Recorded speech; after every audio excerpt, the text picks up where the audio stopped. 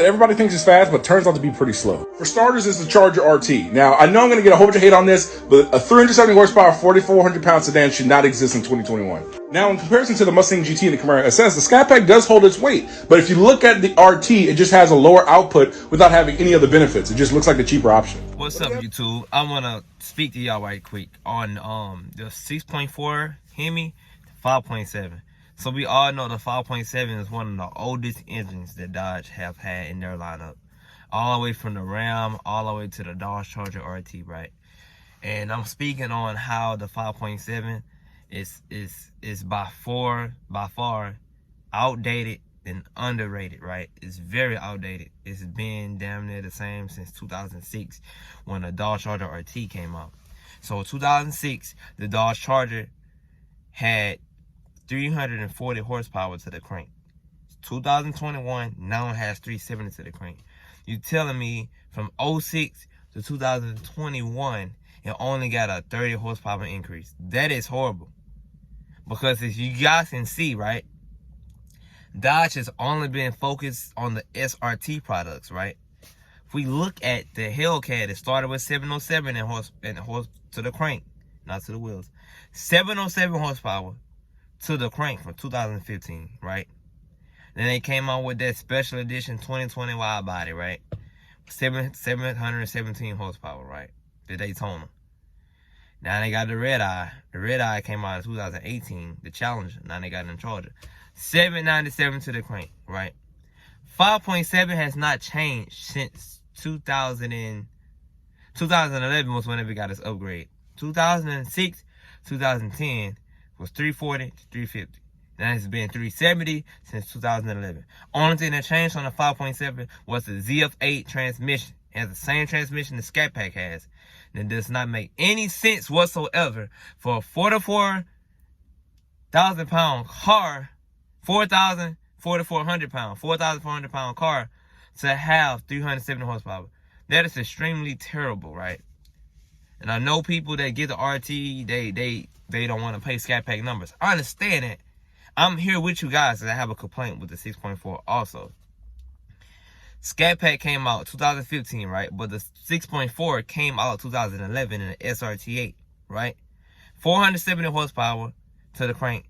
5-speed transmission from 2006 all the way to 2014. They've been using that same 5-speed transmission. It was a slow transmission also, right? In the automatic. It was real slow. It wasn't the best transmission. Now, in 2015, Dodge wanted to add what? 15 horsepower to the crank and an 8-speed. 2015 was the last year we got a performance upgrade, right? The 8-speed is much quicker than the 5-speed. Not so much faster than the SRT8, but it's a little quicker, if that makes sense. So you race them together, the 8-speed might get a gist on it, but it's not going to terribly beat the SRT8. It's just not. It's because the transmission is a big portion, right? But why? Dodge is only focused on SRT performance products and is not really fair to the lower trims, the Scatpack and the RT. Because, yes, I understand you could buy an RT way cheaper and might have beat the Scat. That's not the point. The point is Dodge is not focusing on the lower trims, man.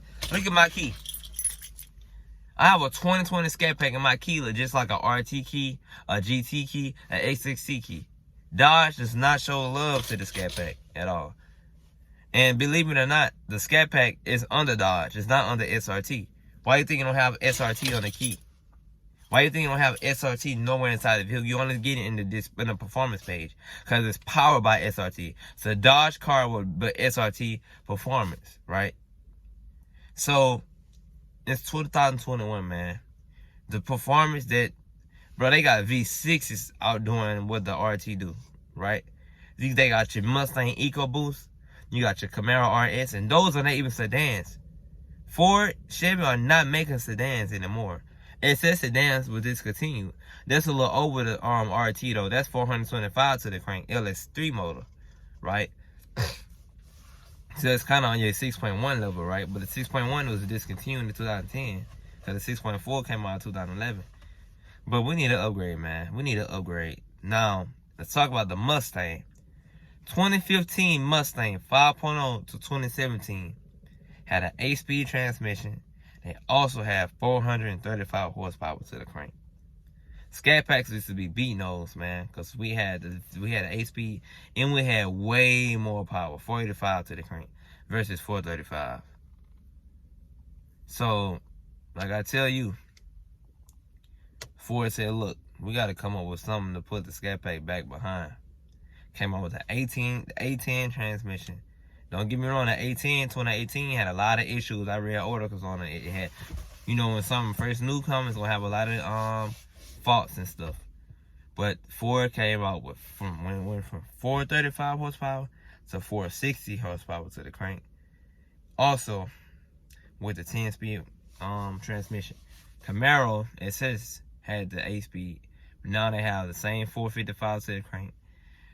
With the same A10 the Mustang have. Now they beating us. They got the upper edge on us. Why? They got, well, obviously they both weigh less, weigh about 800 pounds less than what we weigh. And they also got a 10-speed. We don't need a 10-speed. We could just get power, we can still beat them. I'm asking for at minimum at least 530 horsepower. I guarantee we make up for our excessive weight. 400 pounds with 485 horsepower is decent, but it's not the best when you're comparing it to a coupe. Dodge, y'all need to get it together, man. This car has been the same since 2015, and this is no excuse for that. We need to upgrade ASAP. I love this DF80. This is a very strong change. And down low, 40 miles per hour is like the Scatpack's power band. It just struck. It's strong, and it get up, but it starts to slow down around 5th and 6th. 7, 8 gear, it pulled back.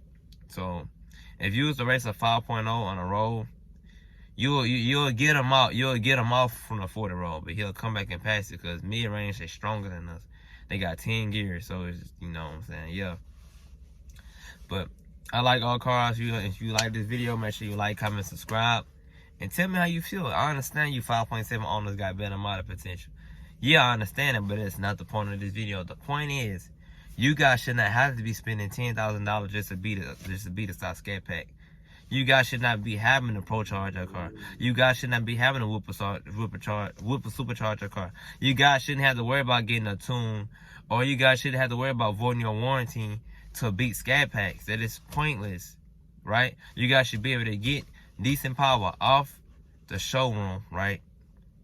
Drive stock for a while, and then you want to void your warranty and then do that. But people, 370 is just not enough, man. A 370Z can beat a Charger RT. Why? It have around the same horsepower and it weigh less. It's just too heavy. That is a lack of power for a V8. That's V6 horsepower. They got plenty. Look at the Infiniti Q50s and stuff. That'll beat a damn RT, right? A Q60 is less power, but it'll be a good race. But a Scatpack can still beat it, right?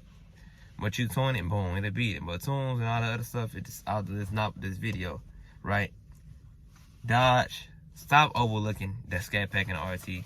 Stop focusing on the Hellcat, right? Because my interior was not like this when I got this car. I did all this. I did this, right? Look at my steering wheel. I did this, man. I did this. This car was plain basic as hell. But if you enjoyed this video, thanks for watching. I'll catch y'all later.